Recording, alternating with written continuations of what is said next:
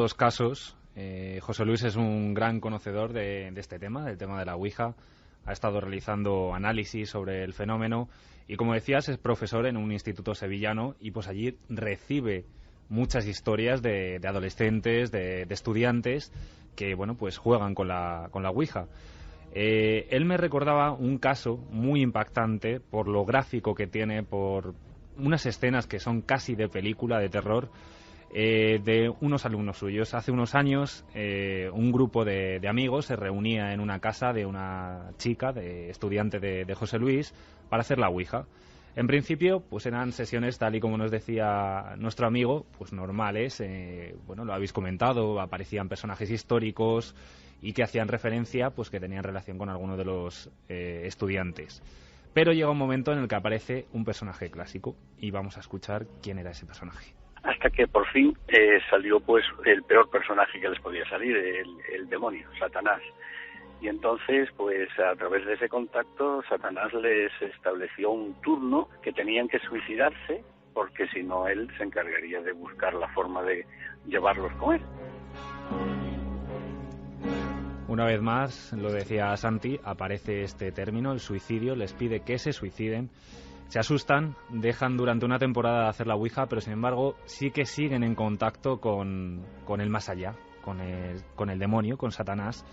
Y bueno, pues una tarde salen del instituto, se dirigen hacia una piscina abandonada que está muy cerca de allí. Y vacía, por tanto. Y totalmente vacía, efectivamente. Nos imaginamos una piscina olímpica con un trampolín totalmente elevado y justo en la parte de arriba del trampolín empiezan a trazar una Ouija. Estaban una chica y un compañero suyo. Y bueno, pues se le hace una pregunta, vuelven a contactar con Satanás y los chicos hacen una pregunta muy sencilla. Como habían establecido unos turnos de suicidio, una de las chicas, la chica en este caso, se ofrece a suicidarse a cambio de salvar la vida de sus compañeros. Y la Ouija lo que le respondió fue lo siguiente. Aquello le dijo que no, que estaba establecido el turno de las muertes y que eso no iba a cambiar. Pero entonces ella dijo, ¿y si viviese en este mismo momento? Si lo hago en este mismo momento. Estaba con un compañero, el compañero dijo que no quería seguir esa sesión, bajó para abajo, se sentó al borde de la piscina, que te digo estaba vacía, llena de cascotes, de obras, de restos de ladrillos, de cemento y demás, y se quedó allí esperando que la compañera bajara. Pero en ese momento mira para arriba y se da cuenta que la compañera hace una postura como la del ángel que se va a lanzar al agua y dice, este es un buen momento para morir como otro cualquiera, y se tira.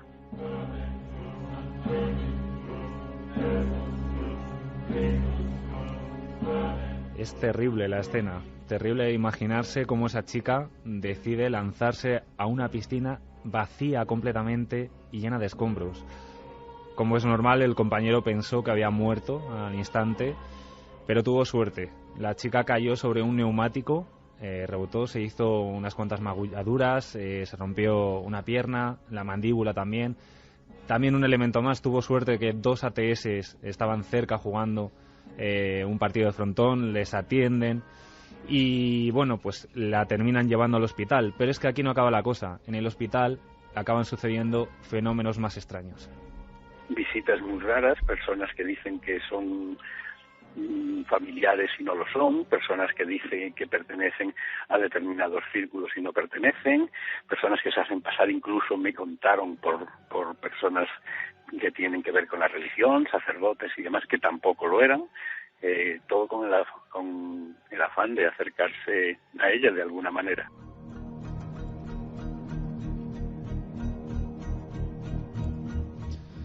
Tenemos este terrible caso que nos contaba José Luis. La escena que estábamos viviendo con la fuerza de la radio, que es que no tiene las imágenes.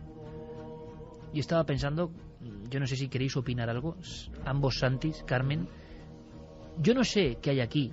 Hay personas que pueden, como esbozando una sonrisa de suficiencia, bueno, son cosas de la mente, jolín, y no saben ni de qué es la mente, ni por qué la mente hace eso, y no saben nada de nada. Aunque sea la mente, que me da igual, y no deja de ser igual de extraño que algo exógeno para mí, llegar a ese nivel de iconografía, de hacer esas cosas, que una chica haga eso, pues la mente tiene laberintos que dan mucho miedo. Es que la mente tiene laberintos, claro, que dan mucho miedo. Y cuando encima lo proyectan en una tabla que te da mensajes que muchas veces son los mensajes que tú propiamente te está transmitiendo, pues suceden estas cosas. Lo que ocurre es y estos suicidios, lo que no sabemos es por qué, qué parte de la mente te lleva a hacer eso, qué parte de la mente lleva a un padre a cortar la cabeza de su hija en nombre del demonio. Lo que ocurre, igual. No es cuestión de... Pero lo que ocurre es que la gente cuando dice es la mente, se creen que saben lo que dicen. Esa es mi opinión. Claro, es decir, lo que no saben es que... No, que es la mente, directamente, ni por qué hace eso. Es la mente, y con eso hacen como carpetazo a lo extraño, cuando lo extraño también está ahí, ¿no? Sí, lo peor además es que, fíjate que cuando teníamos esa reunión informal, mucho antes del programa, cuando estábamos preparándolo, claro, todos recordábamos experiencias de muy jóvenes. Y realmente es que cuando eres muy joven, todos lo hemos vivido en cierta medida, te crees inmortal, te crees invulnerable, tienes una osadía que en muchas ocasiones pues se muestra en la temeridad al volante, en la temeridad con los vehículos, en la temeridad en las salidas nocturnas, en la temeridad en los deportes de riesgo. Y esto, que también es muy propio de ciertas edades, también es una temeridad. Y como todas las temeridades que he citado anteriormente, también se puede pagar muy cara.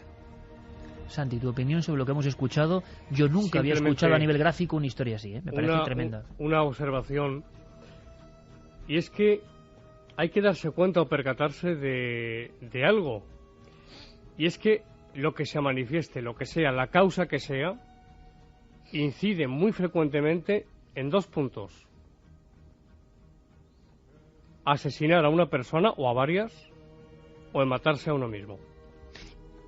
¿Y hay alguna cuestión filosófica quizá, o tú has llegado a algún tipo de duda existencial? Sí. O de ¿por qué? Porque parece muy violento esto. ¿Qué sentido tiene, no? Que tú juegues a algo, bueno, puede ser la propia mente, ¿no? Una sensación autodestructiva que muchas personas llevan, o llevamos todos sin saberlo ahí en la recámara, ¿no? Yo creo, Iker, fíjate, yo creo que no es algo inmanente.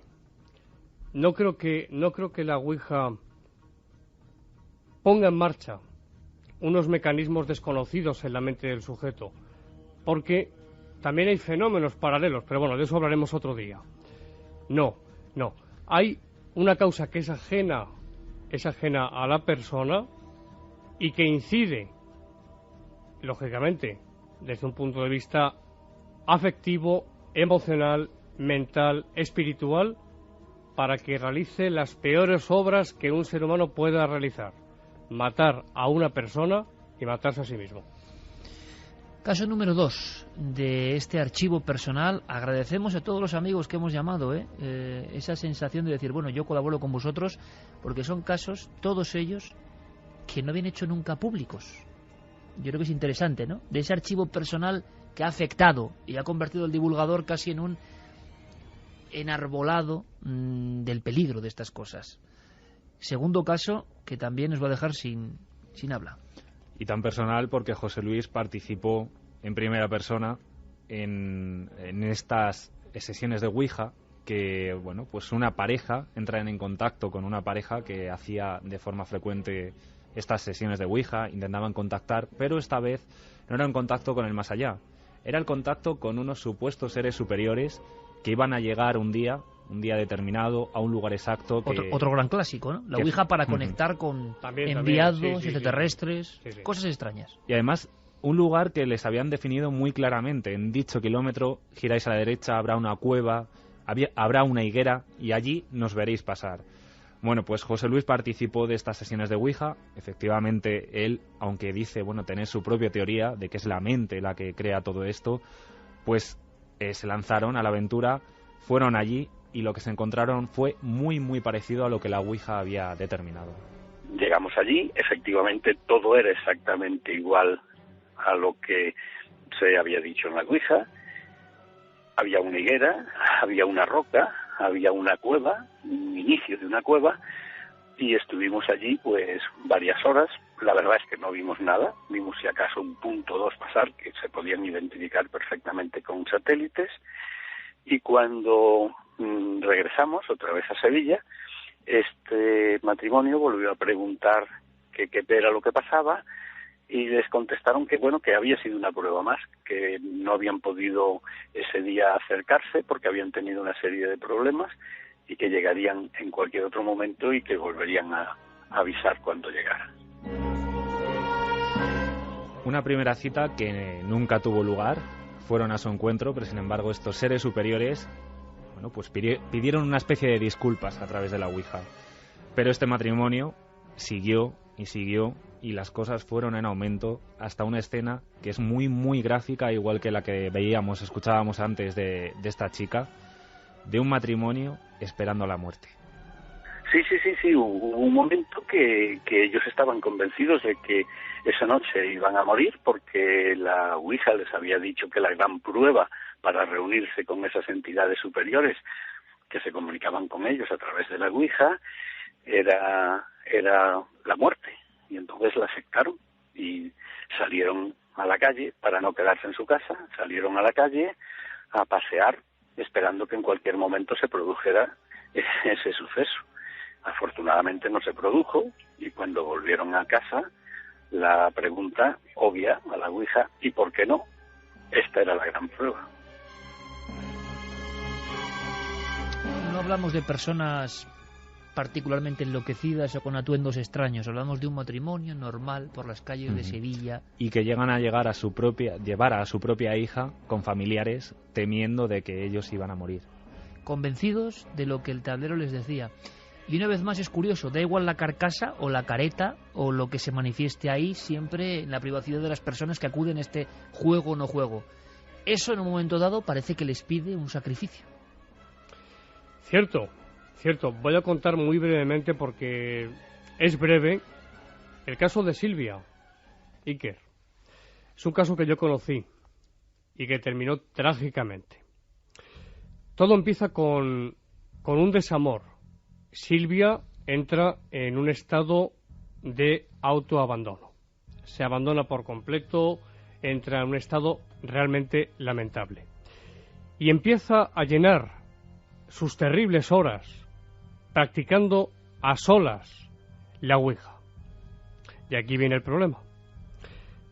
En ella, en la Ouija, se manifiestan unos seres que se autodenominan los guardianes.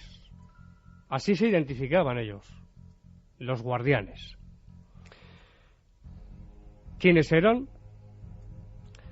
Estos le dicen insistentemente que no le merece la pena vivir y que se reúna con ellos. Se suicidó. Voy a omitir la forma en que lo hizo. Casuística que existe, que está ahí, que hemos conocido incluso en libros de corte ufológico, muchas personas que han entregado su vida. Hubo un caso muy famoso de un niño mexicano en el 77 que fue portada de todos los periódicos, que llega a tener la frialdad de dejar el mensaje de Ouija escrito en un lado del papel, del pequeño folio infantil cuadriculado, y por el otro lado una carta a su mamá, porque unos seres de X planeta le estaban comentando que debía arrojarse por la ventana en su piso 18, si no me equivoco, en México. En este libro también Edmund Gruss cuenta el caso de dos niñas de 13 y 14 años en Zúrich, en Suiza, que pues estaban, la verdad, que obsesionadas con la Ouija. En cierto momento esa Ouija les da un mensaje, les dice que tendrán una vida bastante dramática y que no llegarán a los 18 años. Ellas tenían 13 y 14. Antes de que pasara ese tiempo, deciden agarrarse de la mano y tirarse desde el 5º piso de la ventana del dormitorio de una de ellas, matándose. La Ouija de nuevo ante un suicidio, en este caso colectivo. Haremos ese debate en próximas fechas en Cuarto Milenio, viendo los investigadores de Ouija qué piensan y los investigadores de la mente qué piensan. El lado más científico y el lado, si quieren, más heterodoxo o más investigador de lo fenomenológico. Pero está claro que hay algo que no acabamos de controlar muy bien. Hay una especie de, imagino, de terror acumulado del ser humano e incluso de violencia contra nuestro propio yo que no entendemos, que cataliza con la conexión de algo que está ahí y se despierta, o es ese algo el que maneja. Vamos a hacer una cosa, seguimos escuchando vuestros casos, preguntas, cuestiones, pero dejadme que abra aquí, al menos como abanico, otra eterna cuestión. ¿Qué pasa en el sonido que hemos hecho antes? En este caso una planchette entre el sí, el no, esa tabla. ¿Cuántas horas de Ouija se habrán practicado en el mundo? ¿Cuántas comunicaciones? ¿Cuántas revelaciones? ¿Cuántas acertaron? ¿Es capaz la Ouija de adivinar el futuro? Bueno, eso va a ser otra cuestión en este dossier. Pero ahora vamos a qué pasa en lo físico. Se han hecho experimentos. Santi, quiero que nos cuentes ahora el lado más estético quizá, o no lo sé. Se han hecho experimentos intentando capturar lo que hay en la Ouija. Y veréis, hay dos cuestiones muy divididas. Son microimpulsos, pura fisiología, el dedo inconscientemente mueve el vaso, o no. Quiero que lo experimentéis vosotros con dos testimonios. Uno es Sebastián Darbó, conocido de todos, uno de los pioneros en la divulgación de estos temas en Cataluña, que hizo con un grupo de Sabadell de ingenieros un experimento, vamos a llamarlo, con sensores, para saber qué pasaba. Y por otro lado, escucharemos a Francisco Azorín, químico, con una experiencia personal que parece que descarta para él la posibilidad de que solo sean movimientos inconscientes. Lo escuchamos y abrimos esa posibilidad. He visto saltar, he visto a veces tipos de fenómenos paranormales en torno a la mesa, las personas que estaban en torno a la mesa. Pero entrando en el fenómeno en sí, que es lo que queréis saber, que es el Ouija, llevamos a cabo una investigación en la ciudad de Sabadell con ingenieros para estudiar la presión que los dedos efectúan sobre el máster. Es decir, y nos dimos cuenta que siempre hay una persona que de forma imperceptible quizá presiona el máster. Y esa persona es la que a través de movimientos neuromusculares es la que va deletreando los mensajes que allí manifiesta el Ouija. Entonces, puedo asegurar que el vaso o el máster nunca se mueve solo. El mensaje que lanza sí que es paranormal el mensaje, porque le preguntan cosas que un vaso no tendría por qué saberlo, pero la persona que efectúa el experimento puede recibir una transferencia telepática de cualquiera de las personas que se encuentran en el ambiente, en el lugar, y ese conocimiento de tipo extrasensorial lo manifiesta a través de esos movimientos neuromusculares y el vaso se mueve. Cataluña, sin duda hay que decirlo, sobre todo fue en los años 70 un vergel de investigación, es verdad, de grupos que llevaban a la electrónica, a lo físico, para saber, y me parece muy loable y muy interesante. Todo eso se perdió un poco, pero había experimentos, en este caso sensores, y Sebastián nos contaba, creo que es muy interesante, en España nos ha comentado mucho, la experiencia de alguna forma de saber quién empujaba más. Ha habido otras experiencias. Antes de que nos cuenten nuestros amigos la otra cara de la moneda, bueno, el químico, repito, y profesor Francisco Azorín nos habla de otro caso que para él invalida todo esto. Conocimos a una señora en Alicante porque resulta que su hijo, un hijo al que ella quería mucho, llamado José Jaime, había muerto en un accidente de tráfico. Y cuando nos las presentaron, nos propuso hacer una sesión de Ouija porque ella estaba convencida de que su hijo seguía viviendo en otra parte y quería conectar con él. ¿Qué pasó? Que ella pues le estuvo preguntando unas cuantas cosas íntimas de la familia, particulares, y supuestamente su hijo le iba contestando, y ella cada vez pues se estaba poniendo más nerviosa de ver que le estaba contestando cosas que ella las consideraba correctas, o sea, verdaderas. Pero constantemente le estaba diciendo: José Jaime, hijo mío, dame una prueba definitiva de que eres tú, de que tú estás aquí. Dame una prueba, así con voz un poquito entrecortada y entre suspiros, sollozos, etcétera. Y recuerdo que pasó una cosa escalofriante. Yo le había dicho que para mayor afinidad nos sacara una foto de su hijo José Jaime, una foto bastante grande con un marco bonito, y la tenemos apoyada allí en la mesa. Estaba fuera del tablero de Ouija, pero para que todo el mundo viera la foto de ese chico y pudiéramos concentrarnos en él. Pues bien, lo que pasó es que hubo un cierto momento en que se hizo un silencio increíble y el vasito, cuando a nadie no lo podíamos esperar, se desplazó por el aire y se estrelló contra la foto de José Jaime, del hijo de la señora esta. Se cayó el cuadro, no se rompió el cristal, pero prácticamente se quedó un poquito desencajado el marco. Bueno, esto he sacado a colación este caso para terminar diciendo lo siguiente. Esa teoría que existe de que el vaso se mueve mediante microimpulsos, bien de la medium o de alguno de los participantes, no siempre es así. Hay veces que el vaso se mueve con tal velocidad lineal, con tal velocidad angular a veces, dando vueltas, que los dedos y la mano pierden contacto con el vaso. ahí no puede haber microimpulsos de nadie. Dossier sobre el lado oscuro de la Ouija, el más popular juego de contacto y que, como nos ha contado hoy Carmen, viene desde muy atrás en el tiempo, desde varios milenios antes que los señores artesanos y jugueteros americanos lo convirtiesen en el icono tan popular, tan conocido hoy. Decías, Santiago, escuchando a Francisco Azorín, estoy completamente de acuerdo. Sí, estoy de acuerdo, completamente. Yo no creo que sean microimpulsos, no creo que sean... A ver, ojo, hablo de sesiones de Ouija bien establecidas. Cuando el fenómeno se da, cuando se contacta con algo realmente, los participantes, es lo que yo pienso, son catalizadores, no foco, son catalizadores de la causa. No mueven el máster, ya que es imposible, esta es una reflexión en voz alta, aunar 6 o 7 voluntades al mismo tiempo y además dar paso a fenómenos paranormales paralelos. Que ahora vamos a comentarlos después en Claro. el dossier. Y que tenga coherencia el mensaje. Y que tenga coherencia, claro. Claro, y de eso se ha hablado mucho.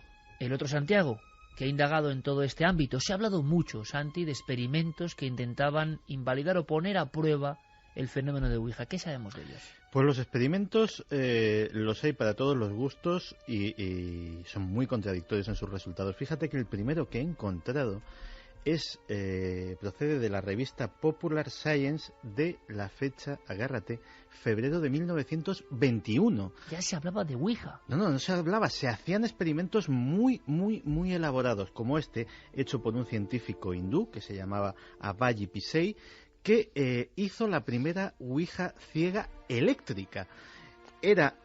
Básicamente utilizó el mecanismo de un teletipo modificado de tal manera que tenía una superficie circular, la planchette, él o los sujetos con los que operaba podían manejarla sobre esa superficie y iba a dar a unas teclas que no tenían nada escrito, teclas de máquina de escribir antigua, de teletipo, y al tocarlas se activaba un mecanismo eléctrico que imprimía una cinta de papel con un rollo de tinta y ahí salían los mensajes. Pues bien, en los experimentos estos de 1921 sí salían mensajes en las ouijas ciegas. Luego se han hecho ¿Te refieres a mensajes coherentes? Mensajes con cierta coherentes, es decir, sin saber las personas que estaban participando en el experimento a qué a qué letra correspondía cada tecla, porque además el mecanismo tenía un sistema de rotación que hacía que en cada sesión se pudiera variar ese orden y se pudiera variar esa correspondencia entre las teclas y las letras que saldrían impresas en la cinta de papel. En el otro lado, el experimento que más mencionan los escépticos es el de un profesor de secundaria llamado Larry Bayou, que se le ocurrió hacer el experimento de hacer más que una ouija ciega, una ouija con sujetos ciegos, o más que ciegos, cegados, con los ojos vendados. Y comprobó que los sujetos con los ojos vendados no recibían absolutamente nada. El experimento es controvertido porque, aparte de que no sabemos exactamente el estímulo visual que parte tiene que ver con esto, también se decía que los sujetos experimentales estaban sometidos a una gran tensión porque venían a ser alumnos del tal profesor, etcétera, etcétera, y que bueno, que aquello no tenía muchos visos de salir. Mucho más aceptado por la comunidad es un experimento muy parecido al que nos relataba Sebastián Darboux. Es el llevado a cabo por la Society of Psychical Research, que se gastó un dinero y sobre todo empleó bastante esfuerzo en hacer un tablero Ouija y un máster y una planchette con sofisticados sensores de presión, sensores de todo tipo, para determinar exactamente eso, hasta qué punto había movimiento autónomo o hasta qué punto era provocado por los intervinientes. Según el resultado del experimento de la Society of Psychical Research, una de las asociaciones de investigación paranormal pues, más prestigiosas del mundo, ellos sí vieron que por lo menos en las sesiones que ellos montaron, sí que de manera absolutamente inconsciente veían que el testigo, el máster, era movido por los intervinientes, aunque en una cosa que ha incidido mi tocayo hace un momento, se sorprendían muchísimo en esos resultados, y era la tremenda coordinación que personas que no estaban evidentemente de acuerdo, que no tenían nada que ver, parece ser que ellos, la precisión de sus sensores podía determinar quién hacía qué, y es que no lo hacía uno, lo hacían todos, pero de una forma, coordinados como el más preciso de los valetes. O sea, esos cerebros parece que habían hecho una especie de reunión inconsciente, y conectaban. Hay quien dice que claro, si uno se ciega, no acaba la última parte del proceso. Es decir, y repito, esto es una fase previa al gran debate, gran dossier que queremos llevar a la televisión, con el aspecto ya allí científico, y que nos argumenten lo que tengan que argumentarnos. Hoy simplemente es una exposición casuística de cómo está el fenómeno ahora mismo. Bien es cierto que algunos defienden, Santiago, que como es catalizador y no foco, uno tiene que ver el contenido. Si se bloquea esa última parte no tiene sentido, porque algo está... somos como antena de eso. Claro, es que es imprescindible que los sujetos puedan ver.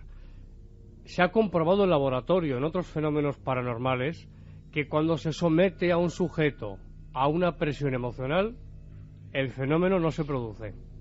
Esto es empírico. En muchos grandes dotados, en muchas personas, en cuanto las metes en esas... Claro, y los más escépticos, Santiago, con lógica razón, dirán, es que no existe el fenómeno. Sí, pero la actuación del dotado debe ser espontánea y debe estar sometido a las menores presiones posibles. ¿Sabes lo que me recuerda a mí eso? ¿A qué? Pues fíjate, cuando te dicen en determinado lugar, la gente del pueblo ha visto una especie de sombra que cruzaba la carretera, o una serie de alaridos, de lamentos, y nosotros vamos con toda nuestra buena intención, cartografiamos todo eso con cámaras, nos llevamos el mejor aparataje del mundo, sensores, pero el fenómeno no le da por salir, porque sale cuando le da la gana, cuando quiere, y no precisamente cuando tú quieres capturarlo con un método científico. Ahí está la duda. Vamos a continuar, porque creo que el tema lo merece, que el tema es apasionante. ¿Es capaz este tablero tan inocente, por lógica, cómo una cosa tan espiritual va a comunicarse de esta forma tan burda, dirán algunos? Y ha dado pruebas de que adivina el futuro, por ejemplo. ¿Y qué son esos fenómenos concomitantes alrededor de la Ouija? Pues todo eso y mucho más si nos acompañáis. Y aparte, lo dejo ahí, ese visado para el futuro.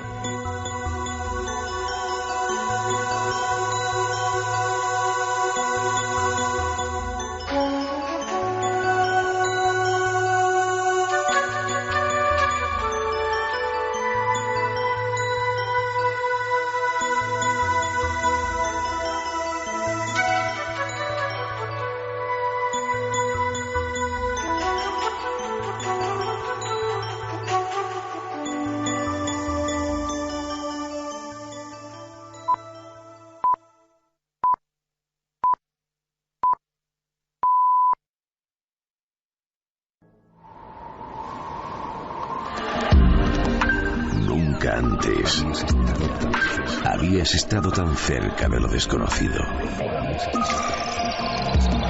Milenio 3, Cadena Ser.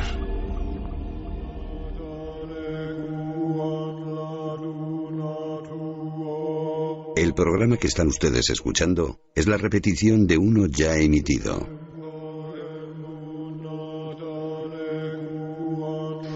Este equipo, con Noel Calero, Carlos Largo, Fermín Agustí, están venga a lanzar preguntas, como si estuviésemos ante el gran tablero de la Ouija, del tiempo, el espacio y la realidad. Nosotros sí que jugamos a la Ouija, pero cada semana, no solo hoy. ¿En qué sentido? En preguntar cosas a quién sabe quién, e intentar también que nos llegue una respuesta. Y la respuesta cada vez parece más lejana, como si todo este mundo estuviese envuelto de tinieblas y enigmas que no entendemos. Algunos maravillosos, otros más dramáticos. Dossier sobre el lado oscuro de la Ouija, esta noche en la Cadena Ser. Y por supuesto, y aprovechando la visita de nuestro amigo Santiago Vázquez, cuestiones, preguntas, reflexiones siempre interesantísimas de nuestra audiencia. Vamos con algunos de los mensajes. Georgina desde Tarragona dice que ya solía practicar la Ouija hace mucho tiempo, que una noche decidió hacerlo sola delante de su hermana gemela, que se puso a llorar porque no dejaba de moverse el vaso y su hermana gritó que parara. No he jugado más.